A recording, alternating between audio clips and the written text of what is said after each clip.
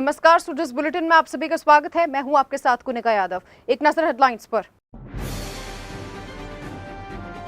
Old pension scheme के लिए कर्मचारी संगठनों ने जताया मुख्यमंत्री का आभार। सीएम ने कहा मानवीय दृष्टिकोण से लागू की ओपीएस। शिक्षा मंत्री ने निकाली प्रवेश के 32,722 निजी स्कूलों में निःशुल्क प्रवेश के लिए ऑनलाइन लॉटरी। कहा गरीब और कमजोर तबके के बच्चों के लिए शिक्षा का अधिकार बना वरदान। लंपी रोग को लेकर प्रदेश भर में शुरू होगा टीकाकरण अभियान। रोकथाम और नियंत्रण को लेकर पशुपालन विभाग ने जारी किए दिशा निर्देश। मुख्यमंत्री श्री अशोक गहलोत से शुक्रवार को मुख्यमंत्री निवास पर विभिन्न कर्मचारी संगठनों से जुड़े राज्य कर्मचारियों ने मुलाकात की। उन्होंने श्री गहलोत का ओपीएस सहित अन्य कल्याणकारी योजनाओं के लिए आभार व्यक्त किया। मुख्यमंत्री ने कहा कि न्यू पेंशन स्कीम के कारण भविष्य के प्रति चिंतित कर्मचारियों के लिए मानवीय दृष्टिकोण से ओपीएस लागू की गई है। अब सेवानिवृत्ति हुए राज्य कर्मचारियों को लाभ मिलने भी लगा है। हम हमारे कर्मचारियों को एनपीएस में शेयर बाजार के भरोसे नहीं छोड़ सकते हैं। उन्होंने कहा कि प्रधानमंत्री से भी पूरे देश में ओपीएस लागू करने की मांग की है। उन्हें कर्मचारी हितों में इसे लागू करना चाहिए। शिक्षा मंत्री डॉक्टर बी डी कल्ला ने शुक्रवार को शिक्षा संकुल में प्रदेश के 32,722 गैर सरकारी विद्यालयों में आरटीई के तहत निःशुल्क प्रवेश के लिए वरीयता का निर्धारण करने के लिए ऑनलाइन लॉटरी निकाली। इसके जरिए इन विद्यालयों में प्री प्राइमरी और कक्षा 1 की 25% सीटों पर गरीब, कमजोर और वंचित वर्ग के छात्रों को निःशुल्क प्रारंभिक शिक्षा दी जाएगी। इन विद्यार्थियों की फीस का पुनर्भरण राज्य सरकार द्वारा किया जाएगा।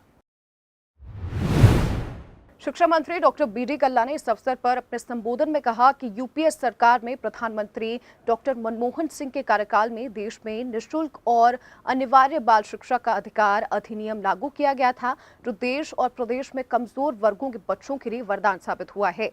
डॉक्टर कल्ला ने कहा कि स्कूली शिक्षा के क्षेत्र में राज्य सरकार की पहल, प्रयास और शैक्षणिक नवाचारों से प्रदेश में सरकारी विद्यालयों के स्तर में लगातार सुधार हो रहा है। सरकार ने प्रदेश में करीब 2,700 अंग्रेजी माध्यम के स्कूल खोले हैं। आने वाले दिनों में ऐसे 2,000 विद्यालय और खोले जाएंगे। प्रदेश के 37,345 निजी स्कूलों में से 32,722 विद्यालयों में आरटीई के तहत निःशुल्क सीटों पर प्रवेश के लिए ऑनलाइन पोर्टल पर 5,38,579 बालक बालिकाओं के आवेदन लॉटरी के लिए प्राप्त हुए। लॉटरी जारी होने के बाद अब अभिभावकों को आगामी 2 जून तक ऑनलाइन रिपोर्टिंग करनी होगी। इसमें विद्यालय का चयन किया जाएगा। खेल प्रतिभाओं को तलाशने और तराशने के लिए राजीव गांधी ग्रामीण और शहरी ओलंपिक खेलों का आयोजन होगा। 23 जून से शुरू होने वाले इन खेलों में भाग लेने के लिए सभी आयु वर्ग के इच्छुक खिलाड़ी राजीव गांधी ओलंपिक की वेबसाइट पर अपने जन आधार का विवरण डालकर ऑनलाइन रजिस्ट्रेशन करवा सकते हैं। आपको बता दें कि ग्रामीण एवं शहरी ओलंपिक के तहत 7 खेलों का आयोजन होगा। बहुत अच्छी ग्रांट मिल रही है। ओलंपिक स्वर्ण पदक विजेता को 3 करोड़ रुपए राजस्थान सरकार, इससे बड़ी और क्या चीज़ होगी। और जो स्टेट लेवल पर जीत के आ रहा है स्वर्ण 1 लाख रुपए मिलेगा उसके लिए, तो बहुत ल्यूक्रेटिव पॉलिसी है। बहुत ज़्यादा प्रोत्साहन दिया जा रहा है। पूरा बजट इस बार का राज्य सरकार का खेल और युवा नीति पर, मतलब जो मांग रहे हैं कहीं पर भी। मेजर ध्यानचंद स्कीम है जिसमें पूरे राज्य में 352 जो ब्लॉक्स हैं उन सब में स्टेडियम बन रहा है, गाँवों में स्टेडियम बन रहा है।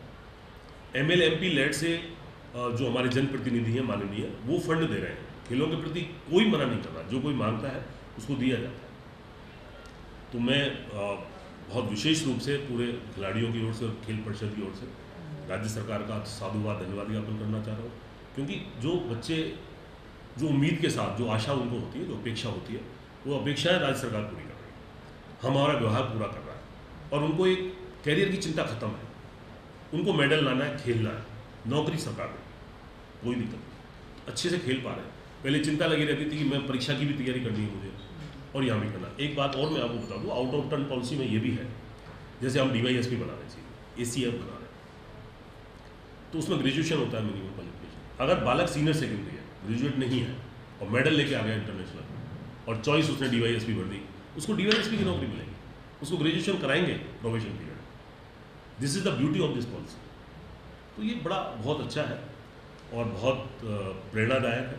बच्चे मोटिवेट होंगे और जिस प्रकार से पहले ग्रामीण ओलंपिक हुए उसका पूरा नाम हुआ, हम लोग इम्फाल में मिनिस्टर्स कॉन्फ्रेंस में गए, वहाँ प्रेजेंटेशन था राजस्थान का हमारा, मैं खुद गया प्रेजेंटेशन देने, तो लोगों ने बहुत अप्रिशिएट किया। 5-7 स्टेट के मिनिस्टर्स ने, सेक्रेटरीज ने हमसे SOP मांगी कि आपने कैसे कराया था यार, वर्ल्ड रिकॉर्ड 30 लाख बच्चे, 30 लाख लोग एक प्लेटफॉर्म पर आकर कैसे खेले। तो हमने बताया कि हमने इस तरह से ऑर्गेनाइज किया, तो वो लोग फॉलो कर रहे हैं। So nowadays Rajasthan state is a model state. मुख्य सचिव श्रीमती उषा शर्मा ने कहा कि ऐसा मैकेनिज्म विकसित किया जाए जिससे व्यक्तिगत लाभ की योजनाओं के सामग्री वितरण में पारदर्शिता हो, जिससे सही लाभार्थी तक इसकी पहुंच सुनिश्चित हो सके। उन्होंने कहा कि इन सामग्री के वितरण में कहीं भी अनियमितता पाई जा रही है तो जिम्मेदार अधिकारी के खिलाफ कड़ी से कड़ी कार्रवाई की जाए। श्रीमती शर्मा शुक्रवार को शासन सचिवालय में सभी संभागीय आयुक्त और जिला कलेक्टर्स के साथ वीडियो कॉन्फ्रेंस को संबोधित कर रही थी। उन्होंने कहा कि व्यक्तिगत लाभ की योजनाएं जैसे IM शक्ति उड़ान योजना, बाल गोपाल दूध वितरण योजना, अन्नपूर्णा योजना, पोषाहार सहित सभी योजनाओं में सामग्री वितरण में प्राथमिकता से मॉनिटरिंग की जाए।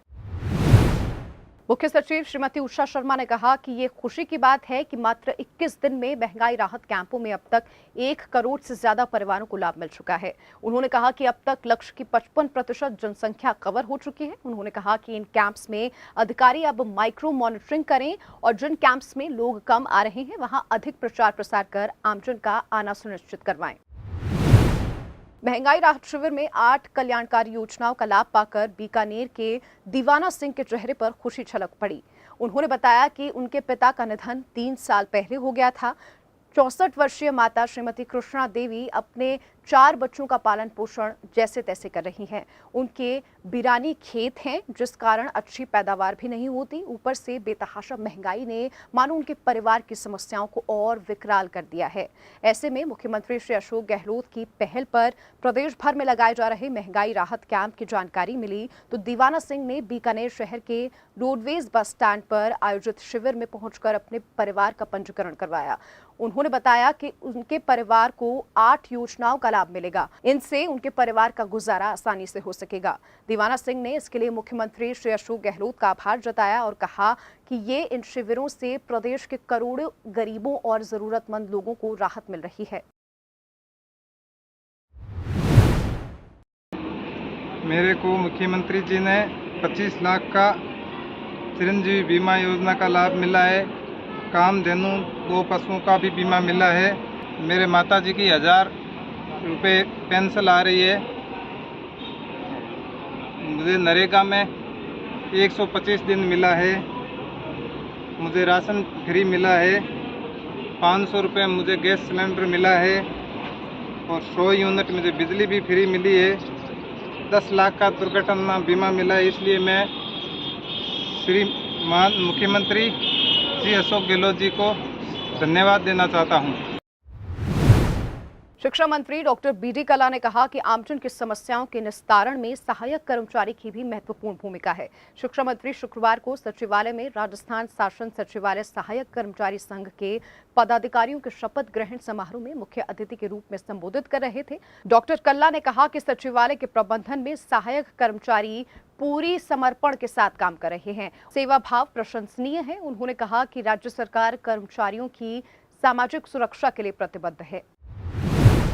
राज्य सरकार गौवंशीय पशुओं में होने वाली लंपी रोग की रोकथाम और नियंत्रण के लिए लगातार प्रयासरत है। इसी दिशा में लंपी संभावित जिलों में नमूने जमा कर जांच के लिए भेजे जा रहे हैं, जिससे समय रहते रोग पर नियंत्रण किया जा सकेगा। साथ ही विभाग की तरफ से रोग की रोकथाम और नियंत्रण की संपूर्ण तैयारी कर ली गई है। पशुपालन विभाग के निदेशक डॉक्टर भवानी सिंह राठौड़ ने बताया कि गोवंशीय पशुओं में होने वाले लंपी रोग की रोकथाम के लिए पशुपालन विभाग द्वारा लगातार प्रयास किए जा रहे हैं। महंगाई राहत कैंपों के जरिए आमजन को राहत मिल रही है। राज्य सरकार की 10 जन कल्याणकारी योजनाओं का लाभ प्राप्त करने के लिए आमजन में जबरदस्त उत्साह देखने को मिल रहा है। प्रदेशवासी बड़ी संख्या में राहत कैंपों में पहुंचकर रजिस्ट्रेशन करवा रहे हैं। शुक्रवार शाम तक लाभान्वित परिवारों का आंकड़ा 1 करोड़ 11 लाख के पार पहुंच गया, जबकि 5 करोड़ 8 लाख से ज्यादा गारंटी कार्ड दिए जा चुके हैं। सुजस बुलेटिन में फिलहाल के लिए इतना ही। फिर होगी मुलाकात, तब तक के लिए नमस्कार।